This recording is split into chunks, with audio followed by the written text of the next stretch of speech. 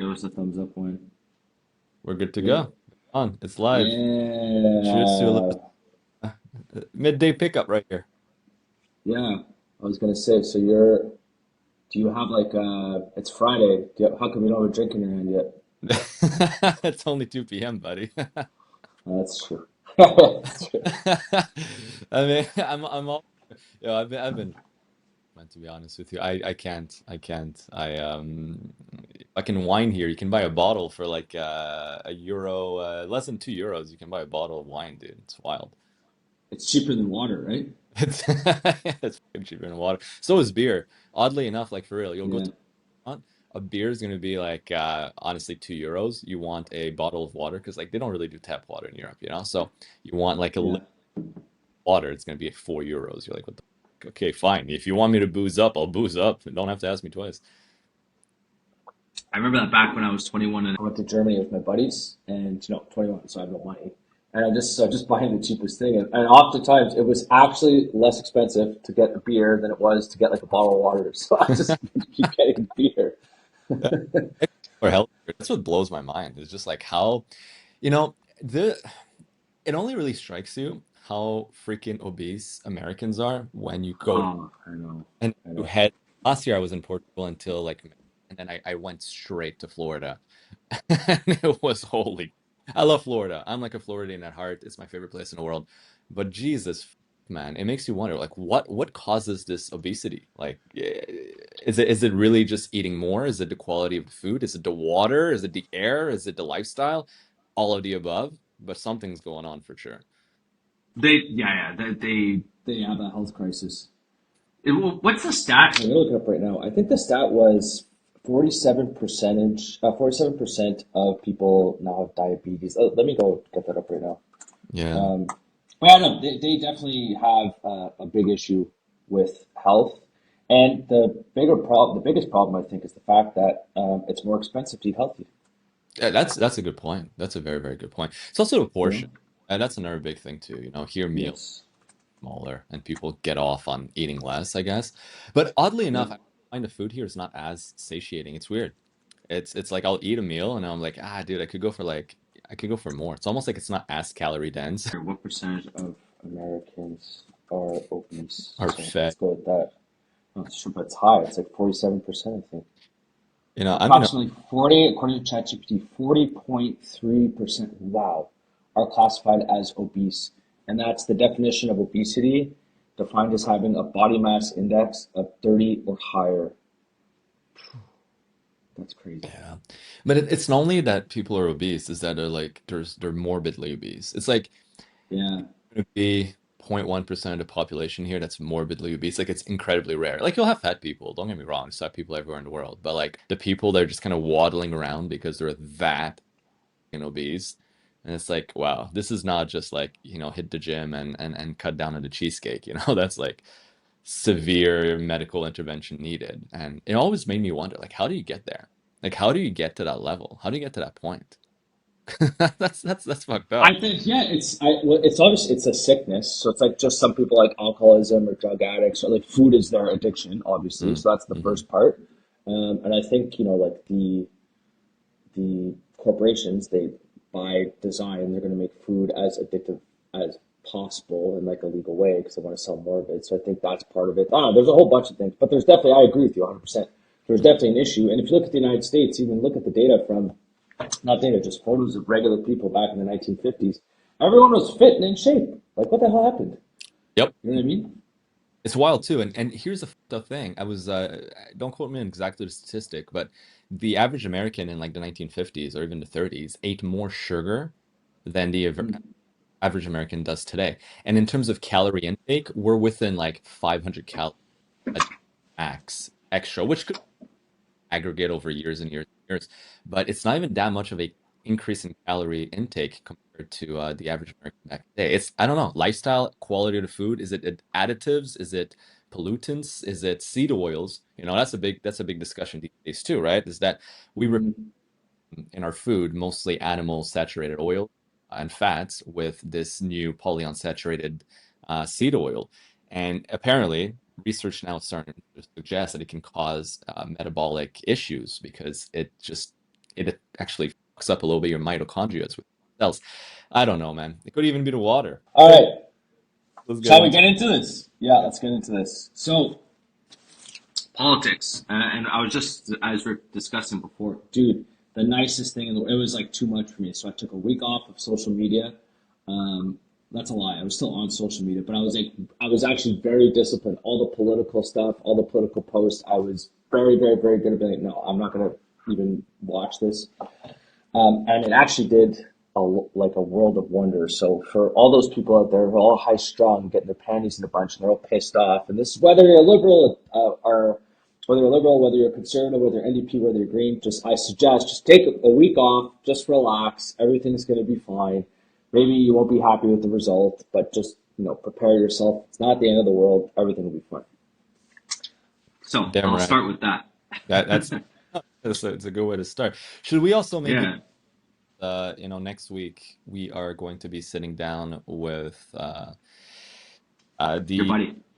yes, a candidate for Lac St. Louis of the Conservative Party, just so that it's publicly known. We've reached out to of all three major parties in our mutual constituency of Lac St. Louis and the West Island of Montreal in order to interview all three. The Conservative candidate was very happy to do so, and he will be with us next week. So looking forward to that, man. I think that's going to be awesome. The Liberal candidate and incumbent for the riding declined to join, and which we expected, but nonetheless, I think it would have been really interesting to hear his point of view on, yeah, what's going on in the world. And the NDP, I reached out to them because I could not find a candidate in the riding, and they confirmed that there was no candidate yet chosen. So it's like NDP. I don't know, man. What does that say about wanting to run a country if you can't even fucking figure out a candidate for a riding? I don't know. It's elections in like fucking 2.5 weeks, man. Wake up. I gotta say, man, this is one of the biggest collapses. It's funny at this point. The NDP collapse is like the liberal. We talked about this last week. The liberals, tip my hat off to them politically. They really turned it around, and NDP just like got stuck with their boots in the mud, and they're like, "Whoa, what the hell just happened here, dude?" This is going to be they're going to get decimated in the next election. Like every NDP voter that used to be an NDP voter is just going to go vote for the liberals. Um, and it's, you know what? I guess just Jagmeet Singh. This is what happens when you're Justin Trudeau's lapdog, Mm. and you don't have any like real policies. I don't even really pay attention to them anymore. Like, what's your opinion on the NDP? Same thing. You don't even Well, pay attention. two things come to mind. First of all, I just saw a video today, and it was Jack Mead talking about who cares, and with a bunch of like probably paid people behind him to like add credibility. And he had this little Asian girl. She was like rolling her eyes at him. Like he'd say like a slogan, and she'd be like, and it was hilarious because it's on national TV, and it's like the video just zooms in on her, and she's like really not believing it. So it's kind of funny, but And no, she was that. What was that? Someone working on his campaign, or it's I, just a regular person? go to like an industry or like a company, and don't give like Okay. we'll have like workers in the back, or like one of them. Yeah, yeah, yeah. Um, but this reminds me, it's kind of like the opposite of what happened. What was it like in 15 years ago? There was a orange wave when all of a sudden everyone just voted for the NDP. People that were not even in the country, they had no chance of winning. All of a sudden got elected. There was like this one girl. She was not even in Canada. She was running as a candidate, did nothing, no campaigning. All of a sudden was elected as an MP. It was like a movement for the NDP. Well, now it's Yeah, that was like that was under Jack Layton's leadership, I yeah, think.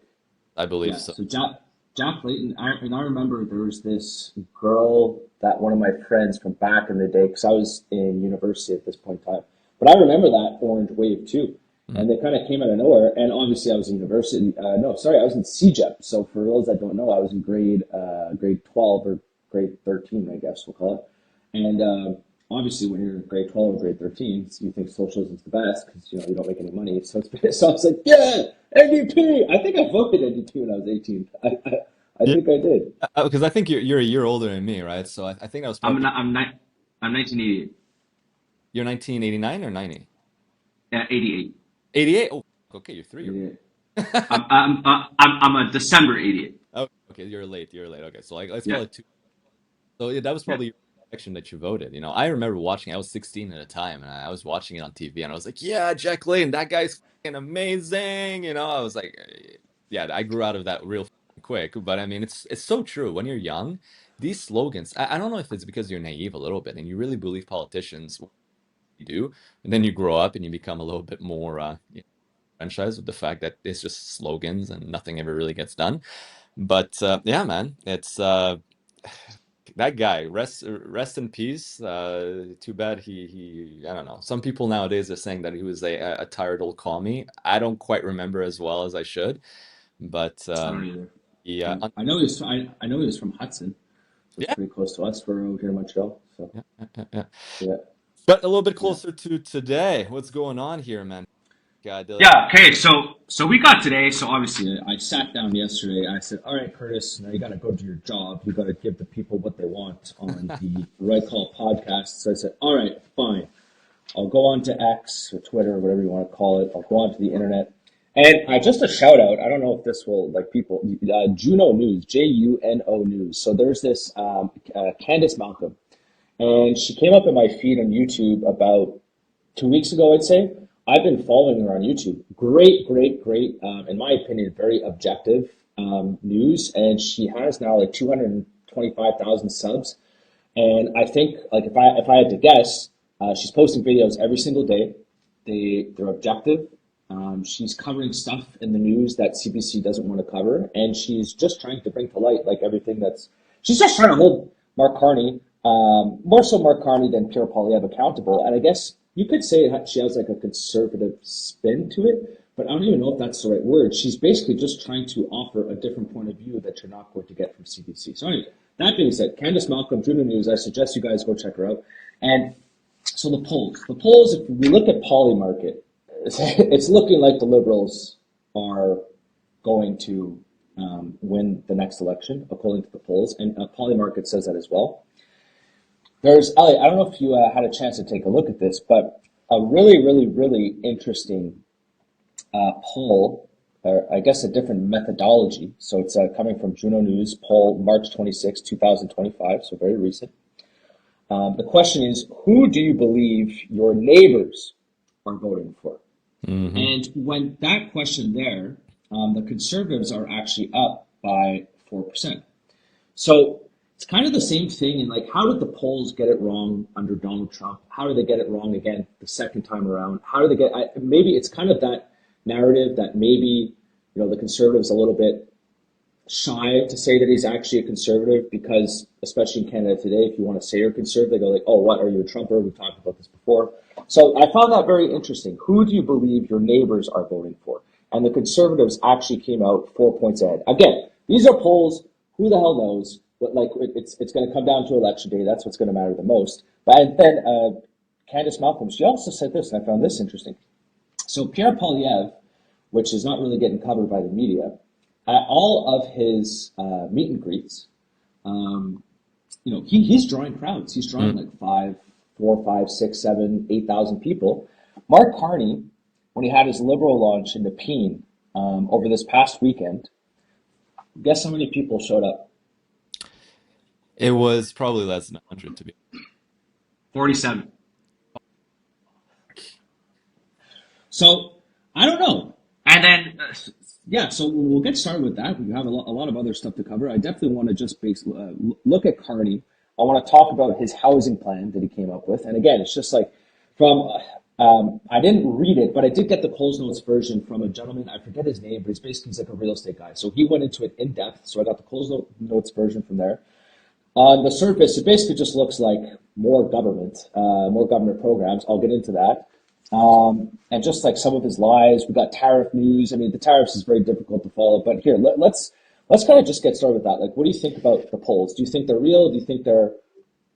It's that's something I looked a lot into. I guess if we base ourselves in the US, it's a bit like the media, right? There's a very strong left narrative in the media, and I think the polls are very similar. I was trying to look at it while I found a screenshot of one of the leading pollsters that is Canada, and the top dog, the founder, the CEO, whatever of that polling outlet published a few years ago saying that like he will take it upon himself to make sure that a fascist like Polyev is never elected into office and he doesn't make empty threats.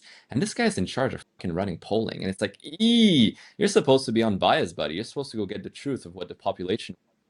And to add to this, I have here, and this leaked recently, it's fucking hilarious. This is the kind of polls that are being ran, and this is how they're extracting data. So, okay, this is from Angus Reid. And this was the kind of questions that Angus Reid is asking people, right?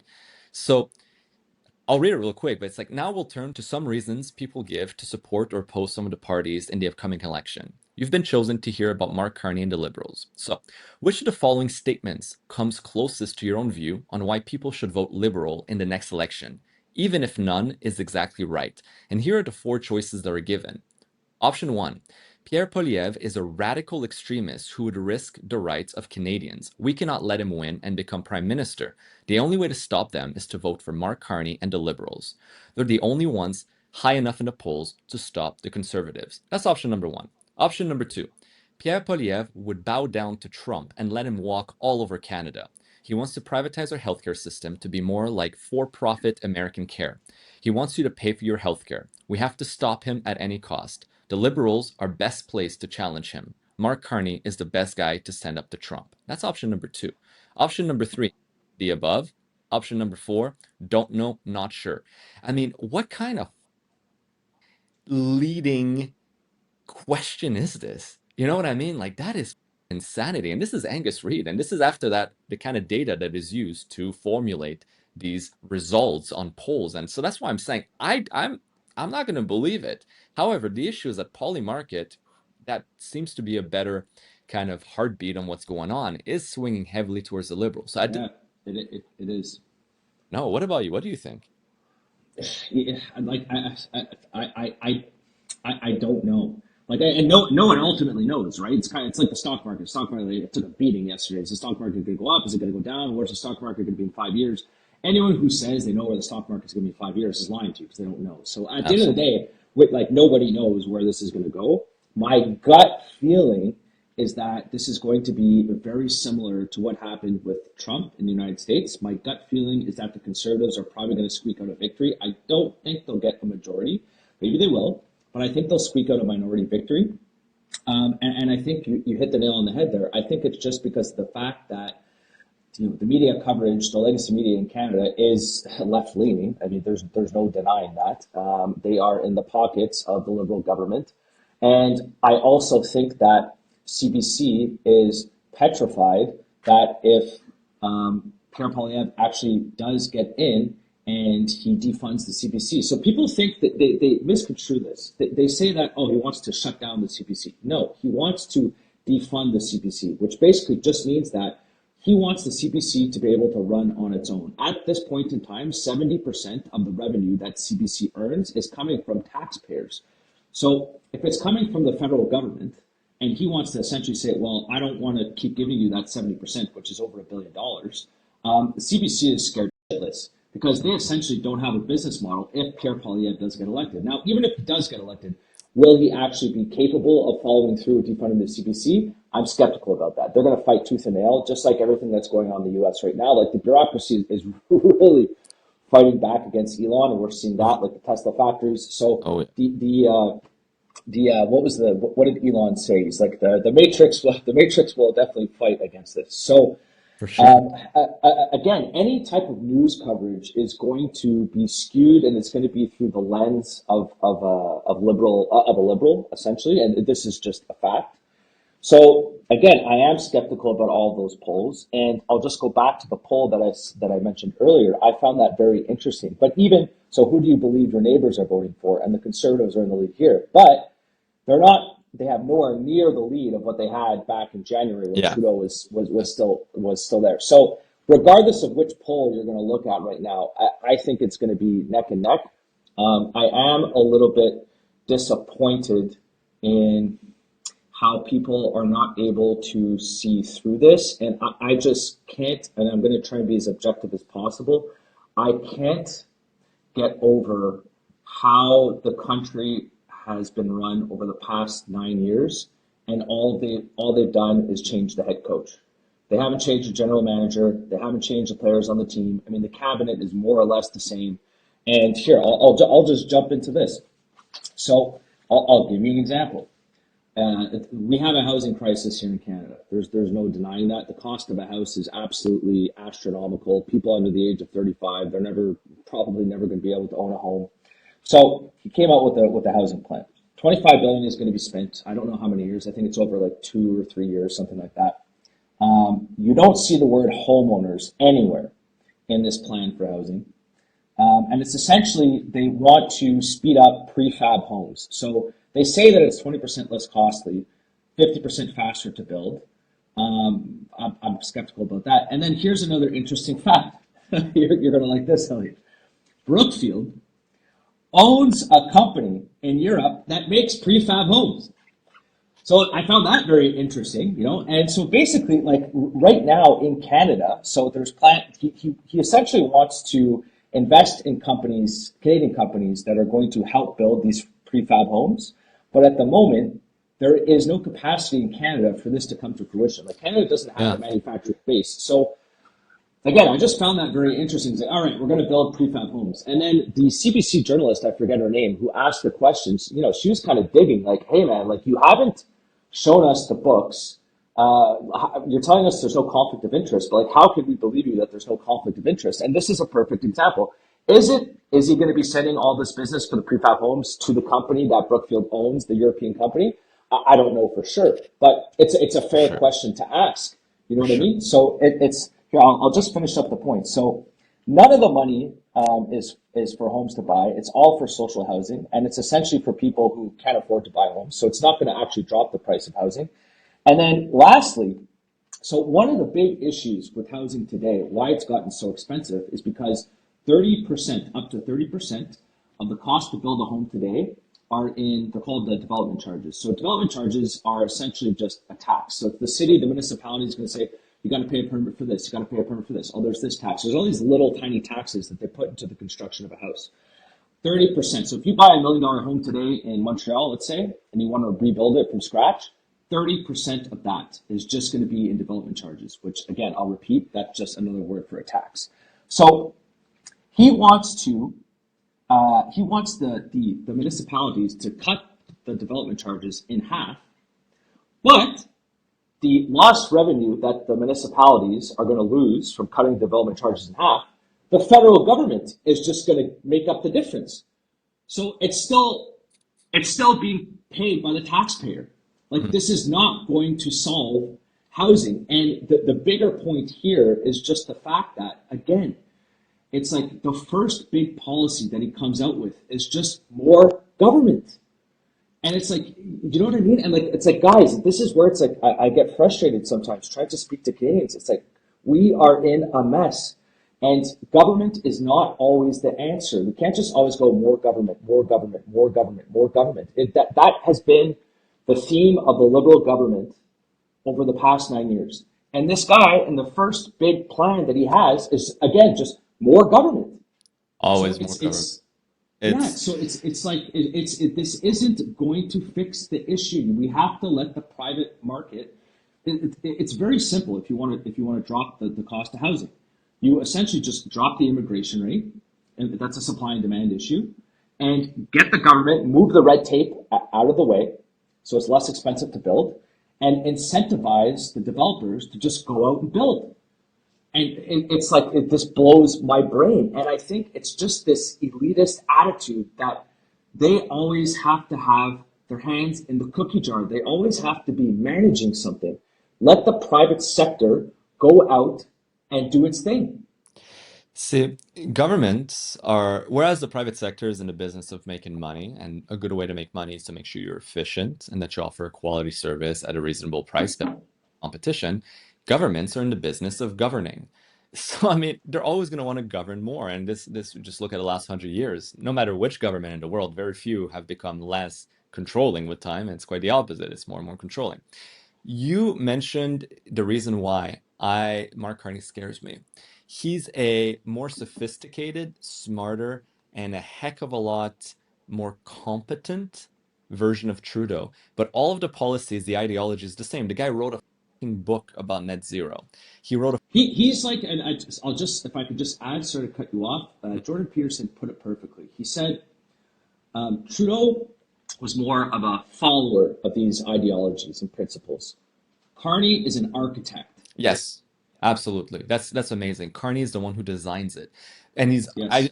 has the ability, the capacity, due to the fact he was in the private sector for so long, to get it done. I mean, as the chairman of Brookfield, and Brookfield's a huge asset manager, he's done some.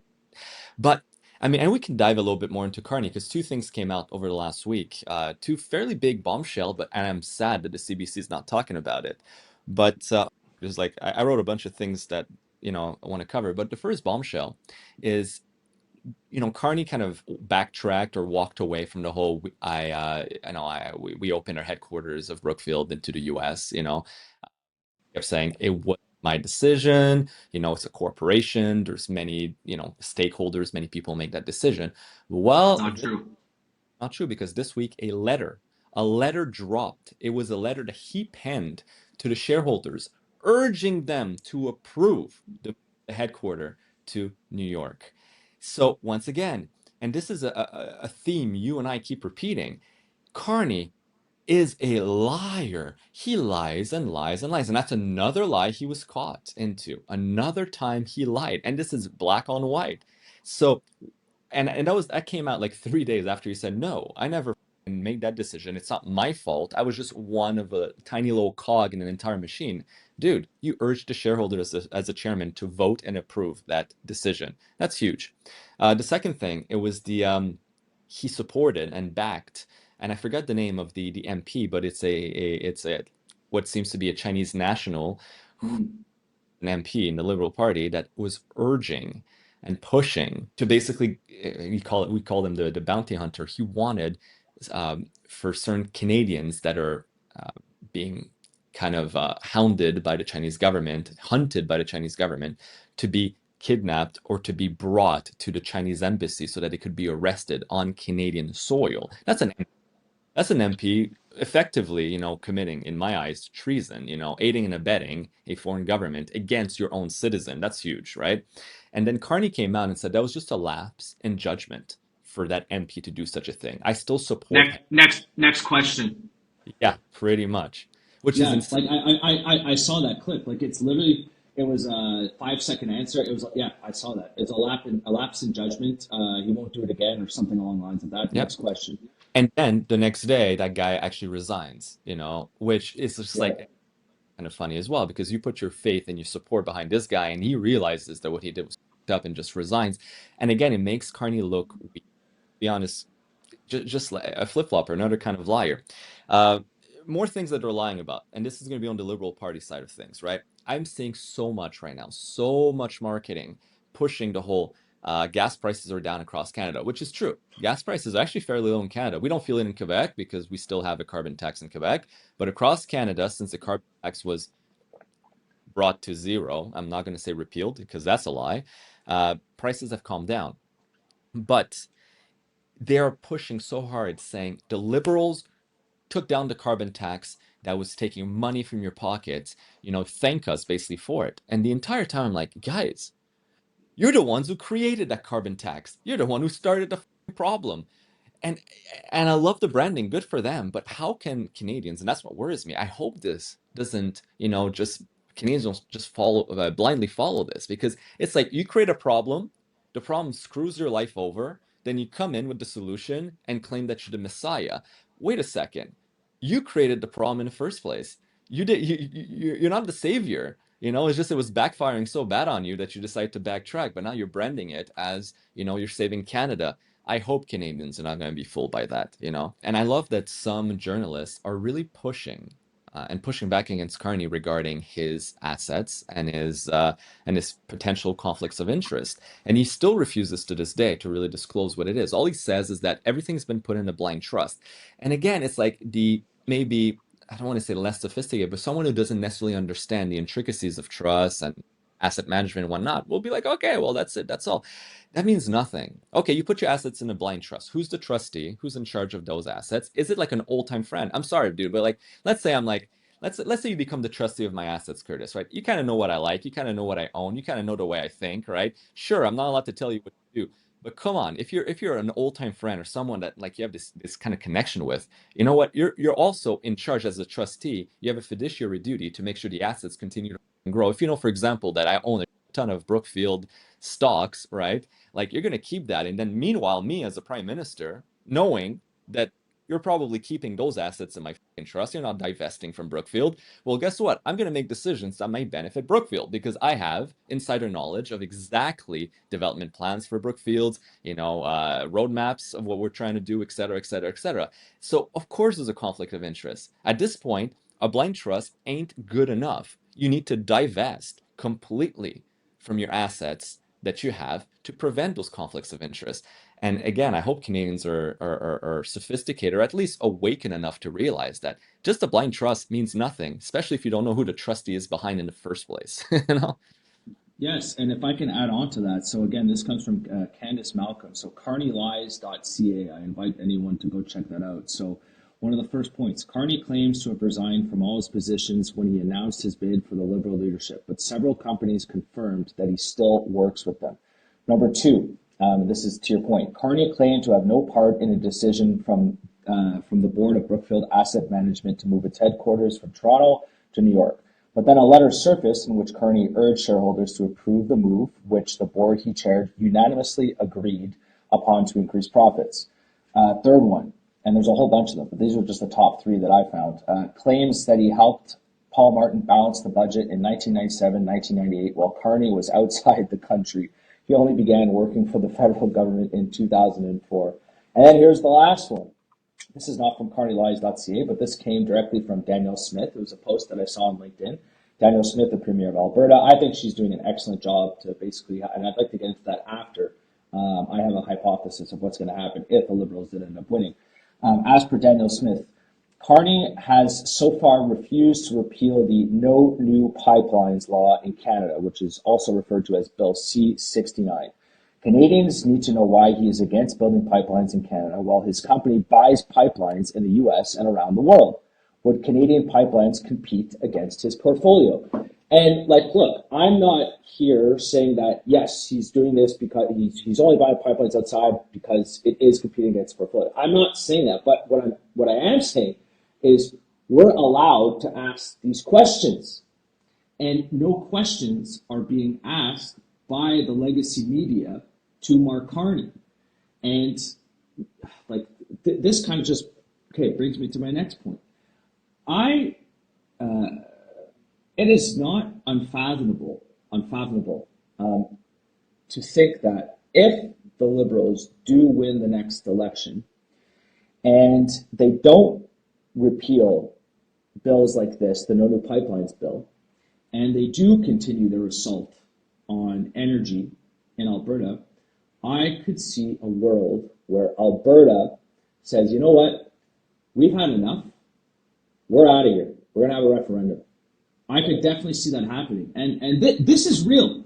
And I had a conversation with a gentleman. I was at this like networking event 2 weeks ago, and I brought this up to him, and he's like, I think you're actually right. He was probably in his 60s, and 20 years ago, no one would ever think that like Alberta or any other province would separate from Canada. But it's at the point now where they give money to the rest of Canada. They've been giving money to the rest of Canada over the past, 20 years, 25 years? Don't quote me on that. And they keep getting attacked by the Liberals with regards to their energy production. So if I'm Alberta, I'm going to go, you know what, guys? I'm out of here.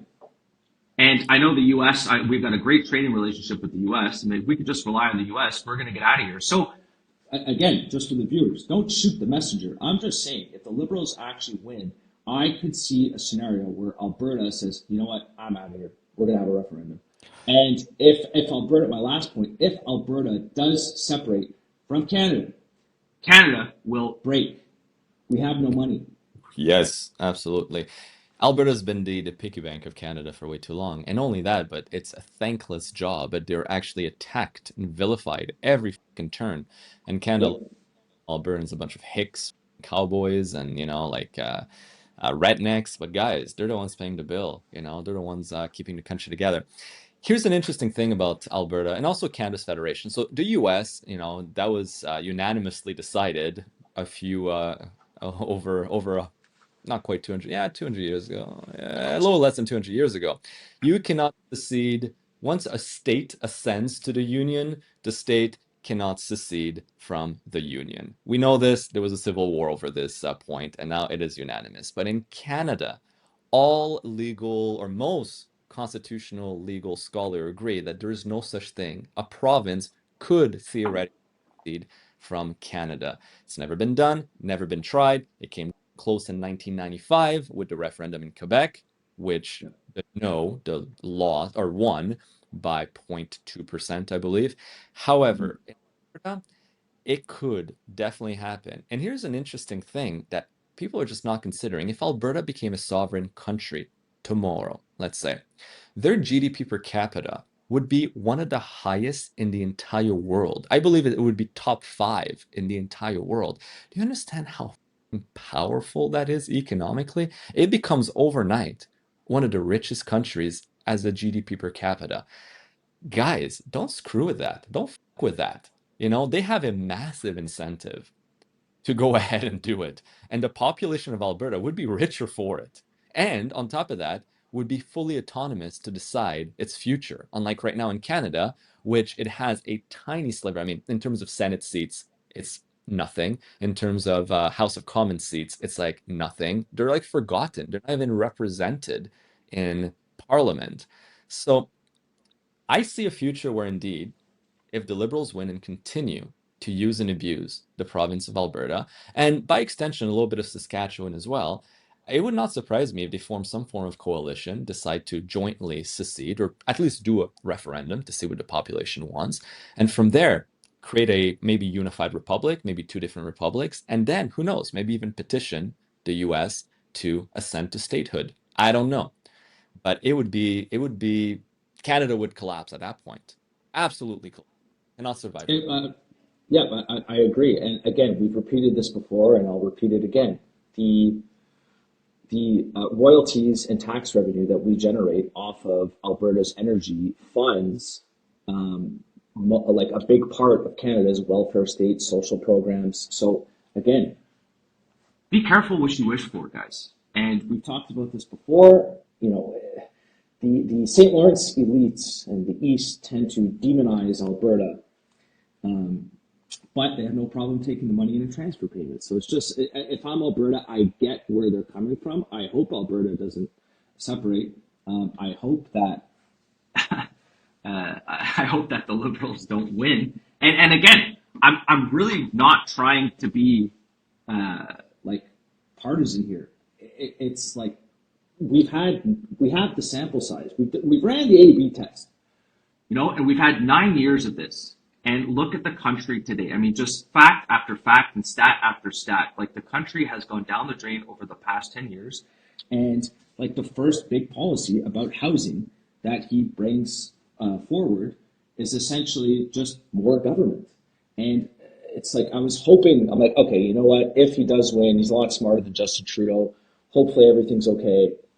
But I don't think it's going to be any different. I think they're just going to double down on everything. And this brings me to my next topic. It's a little bit more of a little bit more vague and like a macro level. I've been listening a lot to a podcast called the Duran Podcast. I think I've sent you over a couple of episodes. And it. so it focuses on Europe, the European Union, what's going on in Russia, the war in Ukraine. And they're really good, these guys. So right now, it's very obvious that the era of globalization is coming to an end. And the reason the era of globalization is coming to an end is because the concept of globalization was essentially built off the back of the United States. The United States were the big consumption economy. All the other economies around the world, like India and China, they would produce the goods. The Americans and the Europeans as well, but more so the Americans would be the ones to consume all the products because they were rich. They still are rich. So whether we agree or disagree that about globalization, it is coming to an end, and Trump is doing that right now. So the European Union are in a lot of trouble, and I'm not going to go into all the details right now, but there's a lot of turmoil. There's a lot of similar things that are happening in Europe that are happening in Canada right now as well. And the gentleman on the Duran podcast, he goes, I think this is the beginning of the end for the European Union. And Mark Carney has ties to the European Union. Obviously, he's part of the WEF. He used to be the head of the Bank of England, and And he's the European, by first the way. yeah, yeah, and he's European, but it's like, okay, so I don't understand why he's trying to form an alliance with a sinking economy as opposed to joining with the United States. And I know that's probably a hot take because people are going to go, how could you join the United States? Donald Trump is, he's a madman, orange man, bad. I think one of the, like, look, he does say crazy shit. He's Donald Trump. I'm not going to say he doesn't. And, he's like a hammer. Sometimes he hits the nail and sometimes he hits a baby. So it's like he does say some bombastic things. But it's like, I don't understand why we're trying to join forces with the European Union. And I think that the reason why people and the media are getting so upset with him is because he is changing the rules of the game internationally. So he's threatening to stop paying for NATO. He wants to have new trade agreements with everybody. He wants to end globalization. And so the powers that be, the institutions of today, the World Trade Organization, for example, if globalization ends, the World Trade Organization doesn't really have a place in the world. So all of these institutions are threatened because the rules of the game are changing. And my opinion is that, again, whether you like it or not, I think the U.S. is going to win just because they're the U.S. And the West, needs the U.S. more than the U.S. needs them. So I think this is where all this Trump derangement syndrome is coming from. And again, it just goes back to my main point. If the European Union is a sinking ship, why is Mark Carney trying to form an alliance with them as opposed to trying to get along better with the United States? And I don't think it's the right path. I think it's an elitist path. I don't think it's a path to prosperity because all of these policies have already been tested again over the past 9 years. These like WEF elitist policies have been tried to be put into place in Canada over the past 9 years. Look where it's gotten us. And this guy Absolutely. just wants to do more of the same policies. Like this is the part where everyone thinks, oh, it's going to be different this time around. He's just more efficient at implementing these policies and procedures. That's the reality. Now, let's touch a little bit on how the EU is a sinking ship compared to the US, because I don't think the average person, the average citizen of pretty much any country, truly realizes how powerful the US economy is compared to Europe or Canada. Okay, so I got some numbers here, and this blows my mind. There's a reason too, by the way, why Americans love to call Europeans Europores. This puts it into perspective. So first of all, let's start with the basic. As of April 2025, how many trillion-dollar companies in terms of market cap exist in the US? Five? You're not far away. 7 companies. There's 7 companies with a market cap of $1 trillion or more. How many in the European Union are there? A fat 0. Right. So you got $7 trillion companies in the US, 0 in the EU. And keep in mind, the European Union and European countries have been around for longer. It's not about like, oh, the US, this and that. They've had like the Hudson Bay company in Canada is like a 400-year-old company. And yet its market cap is right? If they had just like invested, I don't know, like I'm gonna say something stupid, like gold, like just some basic asset and held on to it, their market cap would probably be higher today, right? That just shows it's not about time, it's about innovation, it's about the economic. I did this exercise the other day. I looked at the market cap of Apple, then I looked at the market cap of the TSX. At the time, well, yesterday it tanked a lot, but at the time, I think Apple was 60% of the market cap of the entire TSX. That's one company. Well, But let's put, continue. let's push it even further because I'm gonna talk exactly about this, okay? So the market cap of Apple sits right now at, as of today, and this is after the last couple of days of crazy fucking tariffs, at $3.67 trillion. All right. Now, here's the market cap of all domestic companies listed in the EU. All right. $5.5 trillion. So Apple is more. One US company is worth more in terms of market capitalization than, or is worth upwards of 50%, close to more than 60% of the entire European Union's domestically listed companies put together. That is the economic powerhouse of the US. You don't want to bet against that. You don't want to bet against America. It's stupid. So let's work with America. The EU is a sinking ship. It's like and it's the most elitist old boys club there is. It's a bunch of like old But money. this, but this is this is what people get wrong.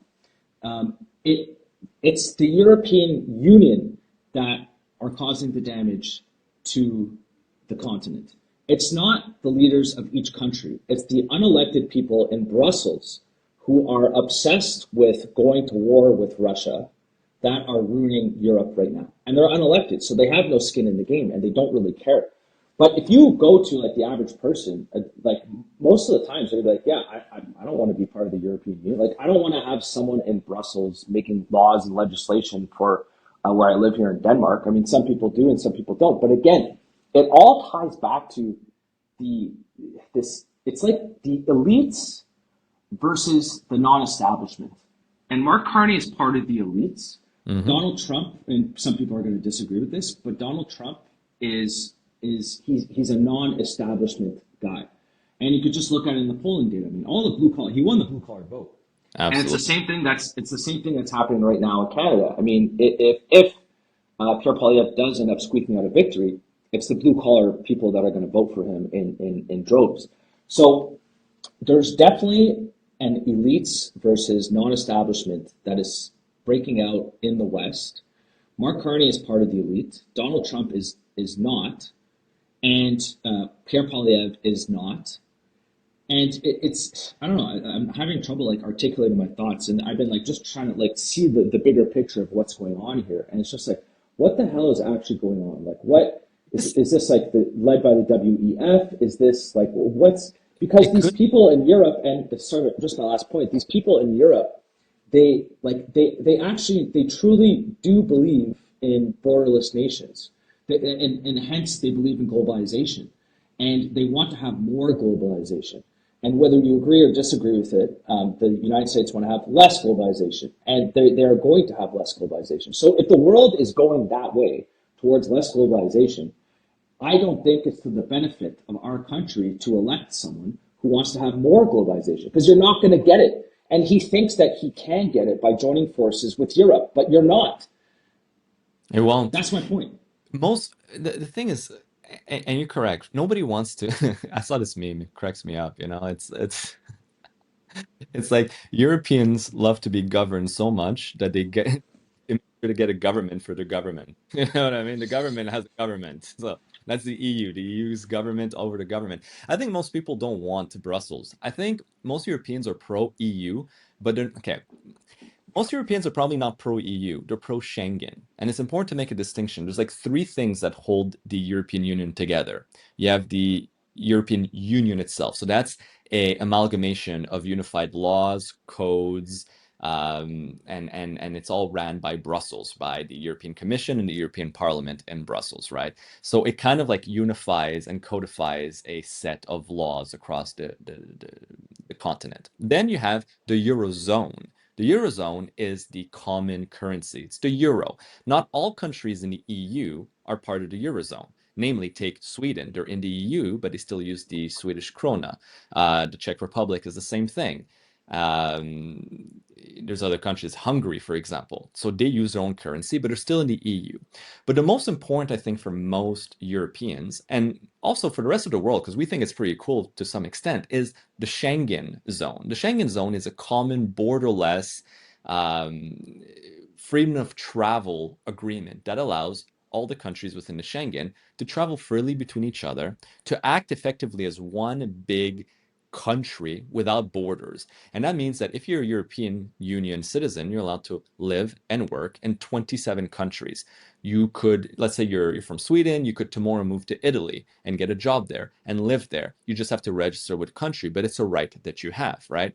So again, not every EU country is part of Schengen. For example, Ireland is EU but not part of Schengen. They control their border. Meanwhile, you have non-EU countries like Switzerland that are part of Schengen. They're non-EU, they're not Eurozone. They have the Swiss franc, and they're not in the EU. They keep their regulations very neutral. It's just theirs. They don't want people in their business, and the Swiss are very rich, so perhaps that's the solution. But they allow free movements of people within their borders, and people are allowed to go live there, and vice versa. I personally like the whole Schengen idea as long as the countries that you do it with have a common culture or common ideology to you, because you don't want to, replace your population too much. However, the EU, so laws on top of laws on top of laws, basically a government for your government, against that. And the Eurozone, so that's the common currency, against that. We've seen it. Countries like Italy and Greece with a weaker economy stand to lose from having the euro, whereas a country like France or Germany stands to gain from having a stronger currency. And that prevents economic policies from being implemented domestically, because you're kind of stuck with a currency that you cannot play with whatsoever. So I think I'm against that fully. But the common European is not for the EU, they're for Schengen. That's what they don't want to lose. That's what they care about. But the EU themselves, and I wouldn't want that. I wouldn't want Canada to get close to EU. I would love a Schengen agreement, but I mean, that could be done in North America. Like, imagine if we had kind of a Schengen zone, right? A freedom of motion between, or movement, I should say, between the US and Mexico, for example, right? I think most people would be fairly pro that. It'd be cool, But we don't want a government that tells all three countries how to behave. We don't want a common currency, unless it's the US dollar. I'll take a stronger currency. But jokes aside, yeah, that was the point. It's just Yeah, no, it's like it's yeah. Anyways, it's kind of it's just like back. It's like it's I'm a little bit discouraged, and again, I'm trying to keep it like objective. But when you just look at it, and then you're like, guys, Canadians, this is literally like my point is just we've had 9 years of this. All they did was just switch out the coach. You mentioned last week too, by the way, and I think I don't know if I don't think we clipped this. So I think this week we should absolutely clip this, right? It's the graph that shows the real GDP growth over the last decade. We've been in a lost decade. Over the last 10 years, the real GDP growth in Canada was 0.5%, not per year, 0.5% in 10 years of growth. We are behind every other OECD countries. We are dead last. It's a decade where nothing happened. No wonder Canadians, especially younger Canadians, are disenfranchised. Nothing's happened. Our quality of life has stagnated where every other country, European countries on top of that, America, Mexico, you name it, has improved. That is insanity, dude. That is fucking wild. Yep. There's a new world order that's coming in, and something's happening, which brings us to our next topic. So the tariffs. Now, I don't want to follow the news, or it's up, it's down, it's all over the place. It's like next to impossible to tariff. But by the time this podcast comes out next week, it's probably going to be changed by then. So I'm not going to get into we retaliated, we did this, but I just want to make a point for the viewers out there. So if Canada puts on retaliatory tariffs, which to my understanding they have put on retaliatory tariffs, the tariffs, okay, it's important for people to understand this. It's paid by the importer. So if Mark Carney, the current acting prime minister, puts on a tariff for American whatever coming into Canada, it's not the Americans that pay for that. It's the Canadian importer, the Canadian company that pays for that tariff. If the Canadian company pays for that tariff, that drives the cost up for Canadians. So at the end of the day, like this is going to be passed on to the consumer. So people need to understand this because they think these retaliatory tariffs are like, oh yeah, we're big and tough. We're going to go fight against the United States. It's political, guys. It makes us look tough, but at the end of the day, it's actually going to cause us, Canadians, way more harm than it's going to cause to the Americans. And we've gone through this before. I'm not going to get into it again. We rely on the Americans way more in terms of trade and GDP than the Americans rely on us. So I just wanted to make that point. And then also too, like, I don't know what Trump's master plan is. I do suggest to viewers, there was a really interesting interview, the All In podcast. They went to go see Scott Bessent, the Secretary of the Treasury. Very, very, very smart gentleman. So he's like, it's basically the Chrystia Freeland of the United States, for those that don't know. He's the finance guy of the country. And I don't know what Trump's master plan is, but I know that he definitely wants to bring manufacturing back to the United States. And the theory, whether this will play out remains to be seen. He wants to tariff all the other. This is my analysis of it. He wants to tariff everyone. It's not just Canada. It's tariffing the entire world, with the exception of Russia so far, which I find very interesting. So he's tariffing everyone because he wants to bring manufacturing back to the United States. And then, like, what's our plan? Like, what's Canada's plan if we're going to tariff the United States? Like, we have no manufacturing in Canada, or very little manufacturing in Canada, and no new business wants to come here. So it's like, if we want to play this game, coming from a politician, there's no skin in the game because they're not business owners. So if we want to play this game of retaliatory tariffs, at least Trump, like, I don't know if I agree with it, but I get his game plan.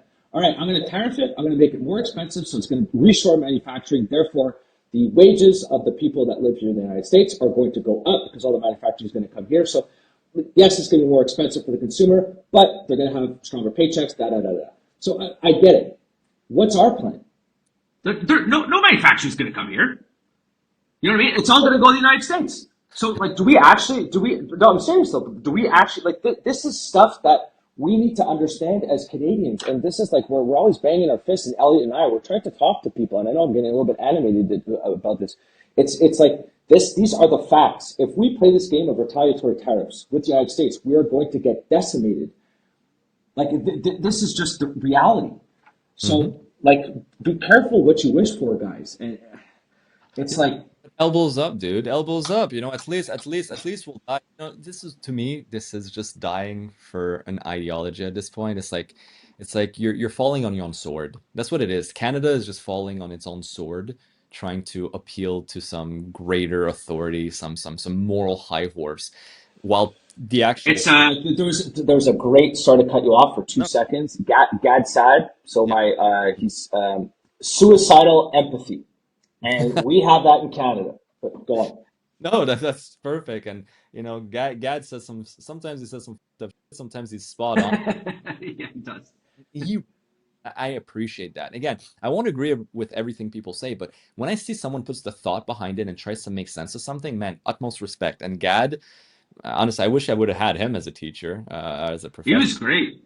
Oh yeah? He was like really He was awesome. It was consumer behavior was the name of the class at John Molson School of Business. There were times where he was like, I'm like, this guy's a little arrogant, but which I think he is, but he's very smart. But like sometimes in class, they'd be like, dude, like relax. But I will say, like 90% of the class I really enjoyed, and it was one of the few classes that I actually excelled in because I was actually interested in the content of the class. Most of the classes most of the classes in university I would pass with a D or a D minus. So it's like I actually listened in that one. Oh, exactly it, right? I mean, we're falling on our own sword. Um, yeah. but in the end, you can't. It's not going to make our lives better. Man, again, it breaks my heart. And you just want to like give people a shake. It's like when I hear, when I saw this video too. It was in Toronto. This guy going around just asking people on the street who you're going to vote for, who's the best to lead the country. And when people are saying like, "Oh, liberals," I'm like, "Hey, why?" Well, Mark Carney is better than Polyev. Why? I just trust him more. I'm just How like, old are they?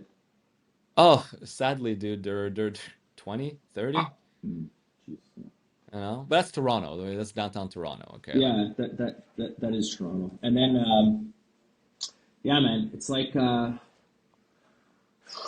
yeah. And I saw this other graph, and maybe this ends up getting clipped for Shem. So it's basically, if you look at, so the again, just another lie coming from Mark Carney, and it's not just Carney, it's the Trudeau was saying this as well. So they want to, with this program I was just mentioning earlier, I don't remember the name of the actual program, but the housing program, we'll call it, which is essentially just dropping development charges from the municipalities and just like having it from the federal government. So it ends up being the same thing anyways. But he's saying we're going to start building 500,000 homes per year to get out of this housing crisis. So in reality, the most homes we've ever built in Canada in a year is, I believe, 275,000. It's never been over 300,000.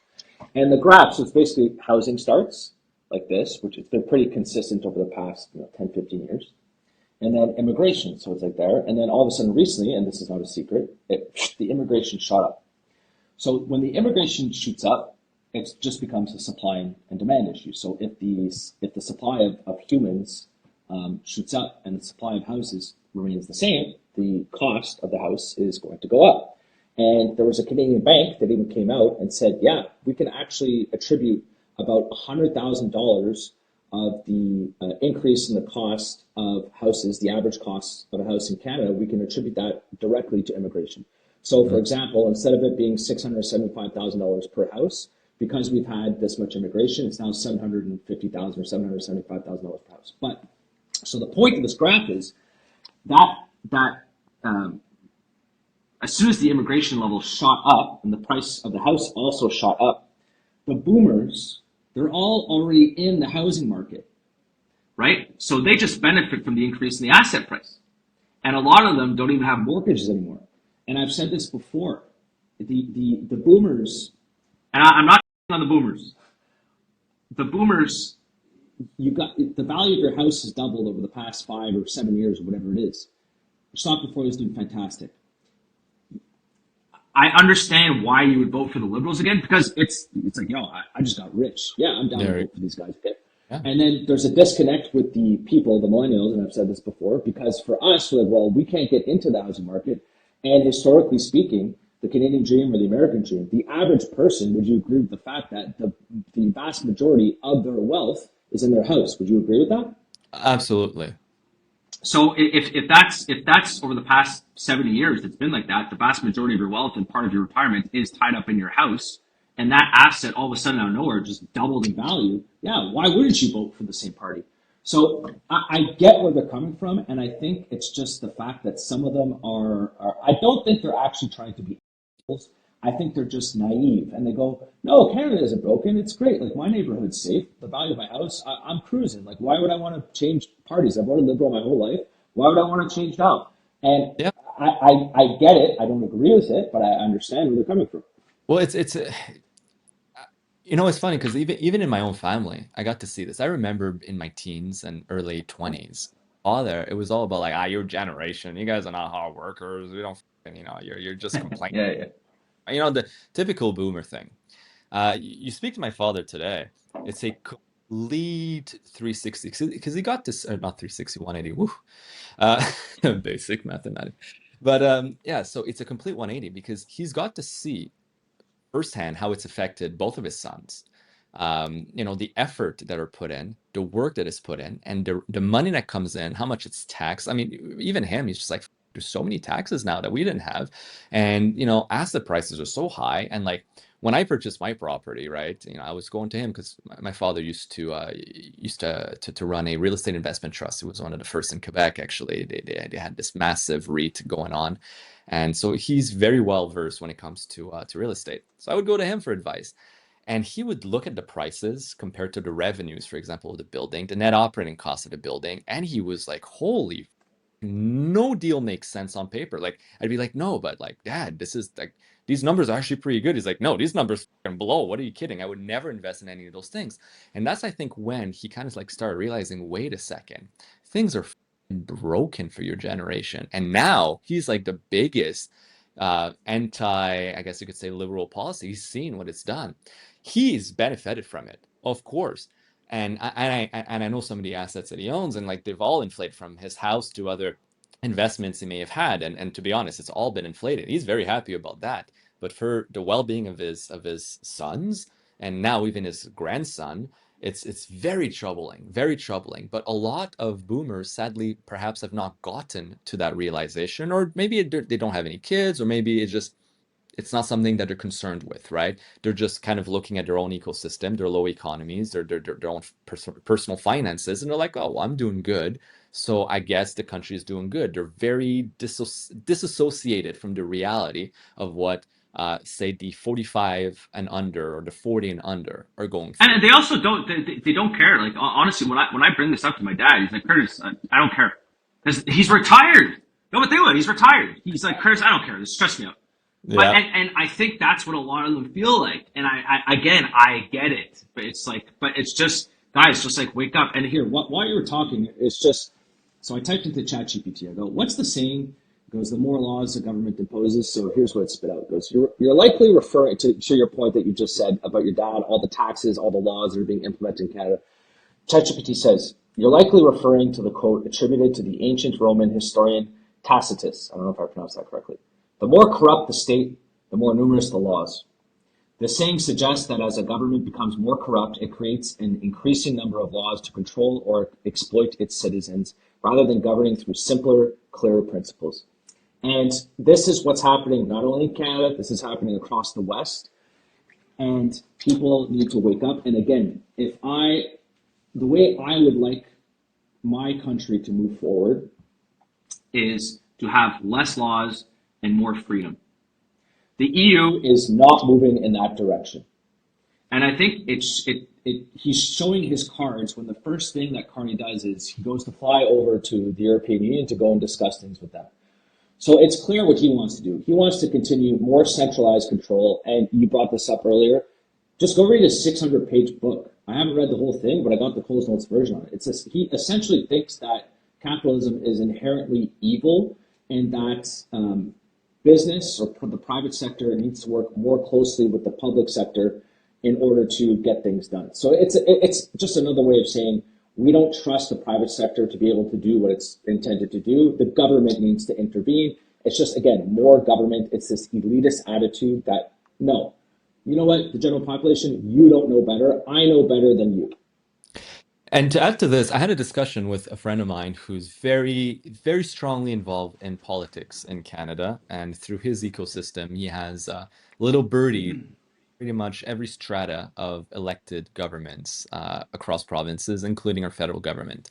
And I asked him, I'm like, how's Carney behind closed door? Like, what's his real personality? Like, I know a little bit about Legault and Quebec, for example. It's hilarious to see like what's publicly shown and how they really are behind closed doors, you know? Carney, it's worse than you think. Carney has this absolute belief that he and only he can control and manage the economy. He wants a makeshift central planning level of economic system in Canada. And central planning, by the way, is what communism was used, or is the system behind communism, right? It's the state planning every single financial decision and leaving very little to the private sector. Without calling it communism, because that's not necessarily what it is, but the central planning part of it, he believes in that. He believes people cannot be trusted. He believes the private sector, and in his book he says it, and you just said it, but this I can confirm that in person and the conversation he has behind closed doors, he does not want people to make decisions. He thinks only he can make the right decision for the country. But that is so dangerous. And central planning economies have never gone right. Heck, it's caused millions of deaths. As the fucking Soviet Union, you know, after implementing central planning, if they had enough fucking food. Ask China if they had enough food. The only reason China is booming right now is because they decided to take a more laissez-faire economy, a more capitalist economy, and let the private industry actually thrive. But under full communist central planning economy, China couldn't even freaking provide enough food to feed its citizens. They were poor. Yeah, they were poor. It was a poor country. Yeah, it never goes well, man. It never goes well. This, again, scares me even further. And obviously I won't release the name of the sources here. It's going to be people are going to go online and be like, oh, what's your source? Trust me, bro. Well, yes, in this instance, I guess he's going to have to fucking trust me, bro, or just read his own words. He wrote it black on white in his book. Who do you think's going to win? It's going to go down to the wire, because the problem too is that the polls, and this is maybe the good or the bad of our system, is that since it's not a popular vote, the polls are also slightly, you know, it gives you a little bit of a sense of what people are at, but it's going to go back down to the ridings, right? It's a first past the poll. So even if you win just by one vote, you win the entire riding. So, and depending on how it's gerrymandered, how the ridings are cut out, and the population makeshift of those ridings, it's gonna, I don't know, man. I don't know. It's going to be a minority government regardless. My concern, of course, because it's already started talking about it, is that if the Conservatives win a minority government, then that the left or the other parties would form a coalition and actually oppose it. That would be scary.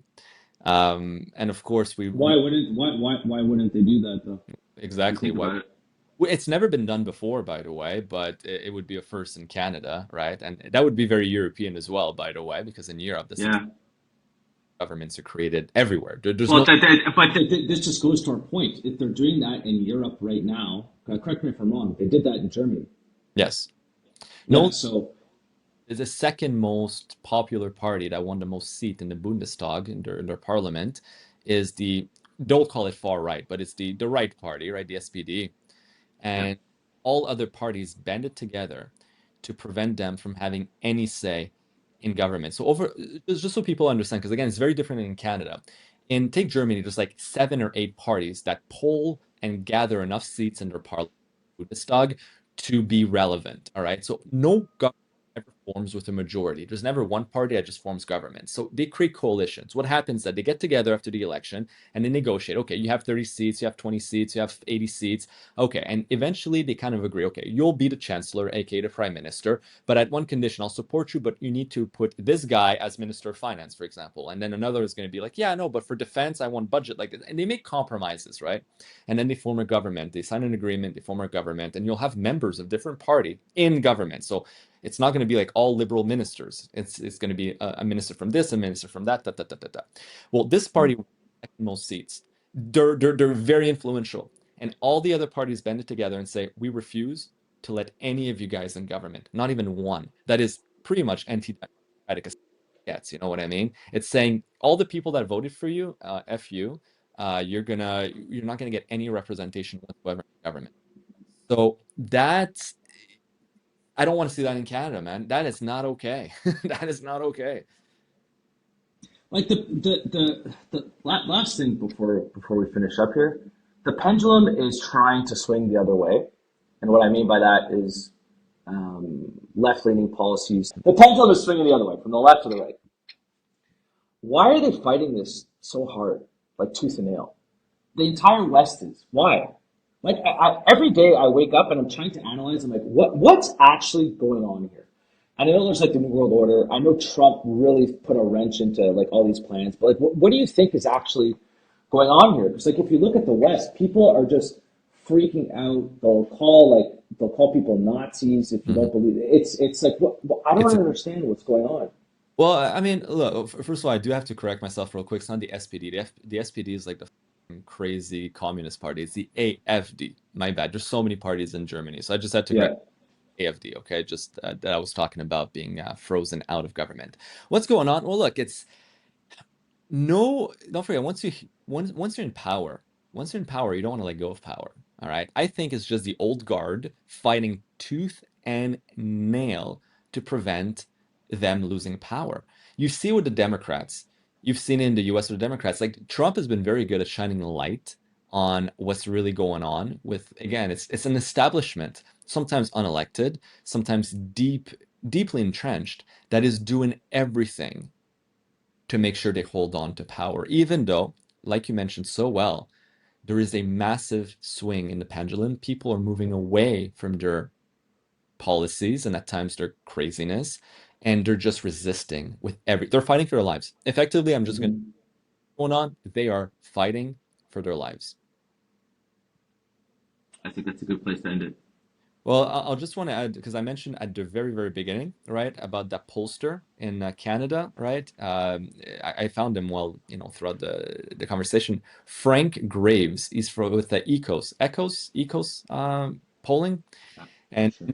that he had back in 2022.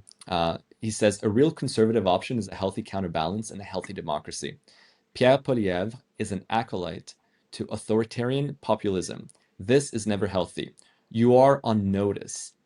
I'm going to make sure you are never going to lead my country.